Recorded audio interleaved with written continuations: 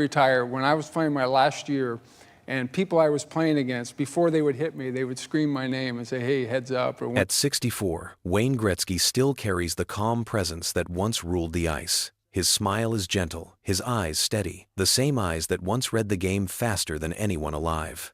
He scored 894 goals, collected more than 2,000 points, won 4 Stanley Cups, and earned the title that will never fade, the Great One. Yet behind the elegance was a man who took countless hits. Night after night, defenders came for him. He was knocked down, bruised, even mocked for being soft, for playing with precision instead of brute force. But Gretzky never fought back. With fists, he fought with skill, intelligence, and vision. He was the most respectful man in hockey, the ultimate teammate, the player every kid wanted to be. Still, not every wound was healed. Not every rivalry was forgiven. There are 5 names that still live in his memory. 5 players he could never forgive. Before we reveal them, let's first understand who he truly was. Wayne Gretzky was born in Brantford, Ontario, a small Canadian town that would soon become legendary. By the age of 6, he was already a phenomenon, skating circles around kids twice his size. His father Walter built a backyard rink where young Wayne practiced until his skates cut grooves into the ice. Every night while others slept, he studied the game, not just how to score, but how to think faster than everyone else. When he entered the NHL in 1979, the league had never seen anyone like him.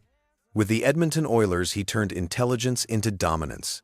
4 Stanley Cups, dozens of scoring records, and an era that redefined hockey. He didn't just play, he orchestrated the ice like a conductor leading an orchestra. Every move seemed calculated, every pass timed to perfection.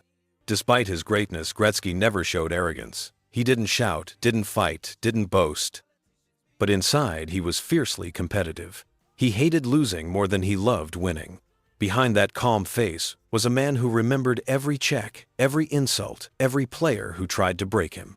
Years of glory, pain, and rivalry shaped him into both the legend and the man he is today. And through it all, 5 names remained etched in his mind. 5 men he could never forgive, one of whom left a scar that never truly faded. Number 5. Mark Messier. Mark Messier was more than a teammate to Wayne Gretzky. He was a brother in arms, a warrior who shared every victory, every bruise, and every long night chasing greatness. Together, they built the Edmonton Oilers into an unstoppable force during the 1,980 seconds. Gretzky's mind and Messier's strength complemented each other perfectly. Gretzky was the calm, the vision, the playmaker who could read the ice like no one else. Messier was the fire, the power, the heartbeat that drove the locker room. For nearly a decade, their connection turned the Oilers into a dynasty that defined Canadian hockey. Behind the scenes, their bond ran deep. They trusted each other completely. Messier often said that when Gretzky had the puck, you just had to skate and he would find you. Gretzky admired Messier's grit and leadership, how he carried the team through the toughest games. They were opposites in temperament, but identical in ambition. Every Stanley Cup they lifted together seemed to make their friendship stronger. Then came the summer of 1988. The world stood still when the Edmonton Oilers traded Wayne Gretzky to the Los Angeles Kings. Fans called it the darkest day in Canadian hockey. For Messier, it felt like a betrayal. He stayed in Edmonton, but something changed in him. The brotherhood that once bound them cracked under the weight of separation. He was determined to prove that he could lead the Oilers to victory without the Great One. 2 years later, Messier did just that. In 1990, he carried the team to another Stanley Cup. The celebration was wild, but for Gretzky, it was bittersweet. Watching his old teammate lift the trophy without him stirred emotions he never spoke about. The image of Messier raising the cup high above his head became a symbol of pride, but also of pain. When the Kings met the Oilers, their rivalry felt personal. Messier attacked every shift with intensity, checking Gretzky hard and challenging him on the puck. One hit stood out. Messier collided with Gretzky cleanly but fiercely, sending him spinning into the boards. The crowd roared. Gretzky stood up, adjusted his helmet, and skated away without a word. Later, when asked about it, he quietly said that it hurt more than any hit in his career. Those few words said everything. Years later, they appeared together at charity events and Hall of Fame ceremonies. They smiled for cameras and spoke of old memories, but the distance between them never disappeared. Gretzky had forgiven many things throughout his career, but this was different. The wound was not from a check or a fight. It came from the feeling that loyalty had turned into competition. For a man who built his career on trust and respect, seeing his closest ally become his fiercest opponent left a scar that no time could heal. Marc Messier represented more than rivalry. He represented the cost of greatness, the reminder that even the strongest brotherhoods can fall apart under the weight of ambition and pride. Among the 5 names, Wayne Gretzky could never forgive. Messier's stands first. He was the friend who became a rival, the brother who proved that even legends can be divided by the game they love most. Number 4. Patrick Roy. Patrick Roy was one of the few players who could challenge Gretzky's brilliance head-on. While Gretzky dominated the offensive side of the game, Roy ruled the net with unmatched arrogance and confidence. He was the wall every scorer dreaded, the man who made goalies believe they could win games by themselves. For Gretzky, he was not just a rival, but a constant reminder that genius could exist on the other side of the rink. Their rivalry began in the late 1980s, when the Edmonton Oilers faced Roy's Montreal Canadiens. Gretzky had built a reputation as a magician who could see openings no one else could. But Roy refused to be dazzled. He stared down every move, tracking Gretzky's eyes instead of the puck. In one unforgettable night at the Montreal Forum, Roy stopped 3 straight shots from Gretzky in overtime. The crowd erupted, and Roy raised his glove high, almost taunting the greatest scorer the game had ever known. That moment stayed with Gretzky. He respected Roy's talent, but could not forget the look in the goalie's eyes after each save. It was the kind of look that said, "Not tonight." For a man who thrived on outsmarting defenders, facing someone who read him so well felt like a rare defeat. Every meeting after that carried tension. Gretzky would glide into the offensive zone and Roy would lock in waiting, daring him to try again. When Gretzky joined the Los Angeles Kings, the battles continued. Roy, now more confident than ever, became a wall between Gretzky and another championship. In one playoff series, Roy shut down nearly every scoring chance, leaving Gretzky frustrated but silent. After the final horn, Gretzky shook his head and later told a reporter that some saves live in your memory longer than goals. Roy's defiance struck a chord that Gretzky never forgot. He had played against tougher men and faster players, but none who challenged his mind the way Roy did. The Montreal crowd adored Roy's swagger, while Gretzky carried the quiet dignity of defeat. Over the years, their mutual respect grew, yet that feeling of unfinished business never left. In retirement, Gretzky often spoke with admiration for great goalies, but his tone would always shift slightly when Patrick Roy's name appeared. It was not anger, but something colder, something that never faded with time. Roy had denied him at the moments that mattered most, and those memories still echoed in his mind. For Wayne Gretzky, Patrick Roy was the rival who turned every game into a duel of intellect and willpower. He could admire him, he could respect him, but forgiveness was something else entirely. Number 3. Denis Potvin. Before Wayne Gretzky became the great one, there was a man who stood between him and the Stanley Cup. That man was Denis Potvin, captain of the New York Islanders. Strong, disciplined, and unshakable, Potvin led a dynasty that ruled the NHL before the rise of the Edmonton Oilers. For young Gretzky, the Islanders were the mountain he had to climb, and Potvin was the face of that mountain. Their clashes in the early 1980s were brutal and unforgettable. The Islanders were the defending champions, filled with veteran players who had already conquered the league. Gretzky and the Oilers were the new wave, fast and creative, but inexperienced. When they met in the 1983 Stanley Cup Final, Potvin made it clear that experience would win over talent. His team outmuscled Edmonton in every zone. Every time Gretzky touched the puck, Potvin was there, cutting him off, hitting him, reminding him that the NHL still belonged to the old guard. One hit from that series became part of hockey history. Potvin caught Gretzky near the boards with a perfect shoulder check. The impact silenced the crowd. Gretzky fell hard, and for a few seconds the arena froze. He got up quickly, but that single play symbolized the difference between the two teams. Edmonton was learning how to win. The Islanders already knew. New York swept the series, leaving the young Oilers stunned. Years later, Gretzky often said that losing that final changed everything. It forced the Oilers to grow up to understand what real toughness meant. But even with respect for Potvin's leadership, Gretzky never forgot the sting of that defeat. Potvin had been ruthless, always calm, always in control, the kind of opponent who made you question your own limits. The next year, Gretzky came back stronger. Edmonton won the Cup, beginning a new dynasty. Yet the shadow of the Islanders and Potvin's authority never disappeared. Gretzky admired him as a leader, but deep down he remembered how it felt to be humiliated on the biggest stage. Potvin represented the wall Gretzky had to break through to become a legend. He was the man who taught him that skill alone could not win championships. And while Gretzky eventually surpassed him, the memory of those battles stayed sharp. It was not about hatred born from anger, but from pain, from the reminder of how far he had to go. For Wayne Gretzky, Denis Potvin was not just an opponent. He was the lesson written in bruises and silence. Respect grew from that rivalry, but forgiveness never did. Number 2, Claude Lemieux. Claude Lemieux was the kind of player who never cared about being liked. He played with intensity, provoked opponents, and lived for moments that turned games into wars.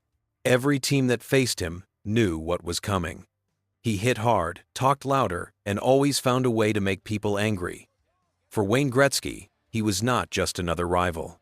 He was the embodiment of everything that tested his patience and pride.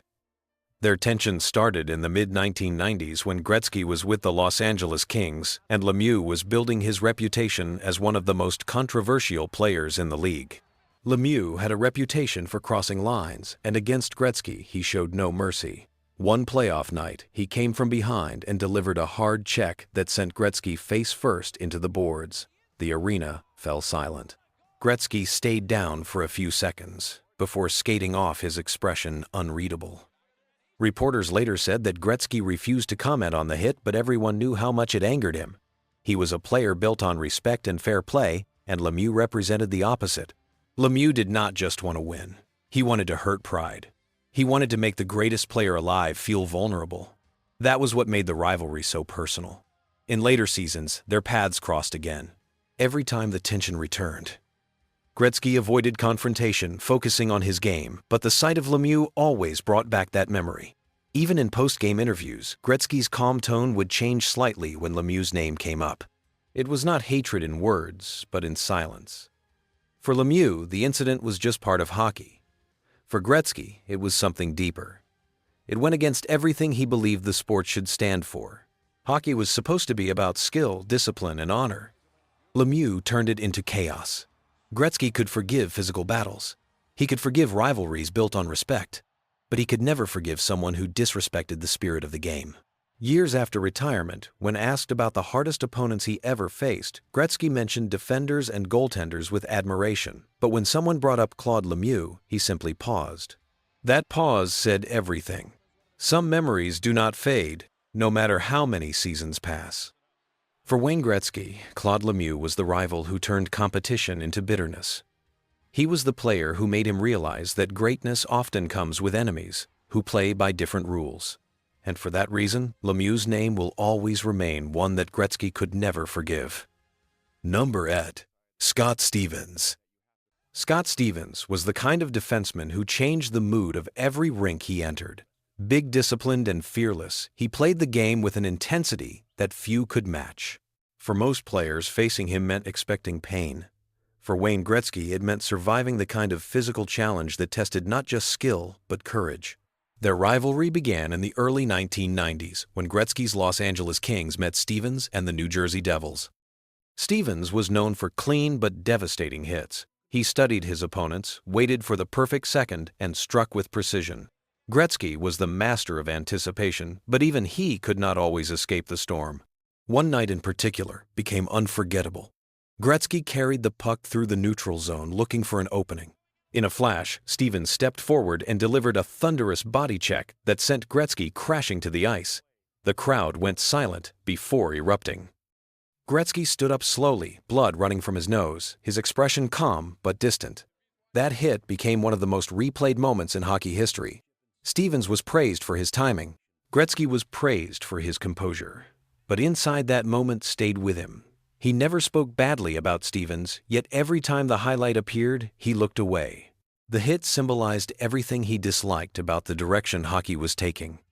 For him, the sport was about vision and skill, not destruction. When people later called Stevens the ultimate enforcer, Gretzky admitted that he respected his strength, but could never forgive the violence that came with it. Stevens represented the side of hockey that Gretzky tried to rise above. He had built his career on avoiding hits, not delivering them. To be taken down like that felt like seeing his philosophy challenged in the most brutal way possible. Over time, their paths crossed in charity events and interviews. Both men spoke respectfully, but the memory never faded. Even years later, when fans asked Gretzky about the toughest opponents he ever faced, his answer was always the same. He would pause and say that some players make you play smarter and others make you play braver. Scott Stevens made him do both. Still, that respect never erased the feeling of what happened on that ice. The collision between Gretzky's finesse and Stevens's power became a symbol of two worlds colliding. For Gretzky, it was more than a hit. It was a moment that reminded him that even the great one could bleed. Scott Stevens stands as the final name on Wayne Gretzky's list of players he could never forgive. Not out of hatred, but because that one unforgettable hit marked the day when skill met force and the beauty of the game was replaced by its brutality. 5 names, 5 memories that never left Wayne Gretzky. Mark Messier, Patrick Roy, Denis Potvin, Claude Lemieux, and Scott Stevens. Each of them shaped his story in a different way. Some were friends turned rivals. Others were opponents who tested his limits. Together they formed the scars and lessons behind his greatness. Gretzky's career was built on elegance, intelligence, and discipline. He avoided fights and preferred to let his game speak for him.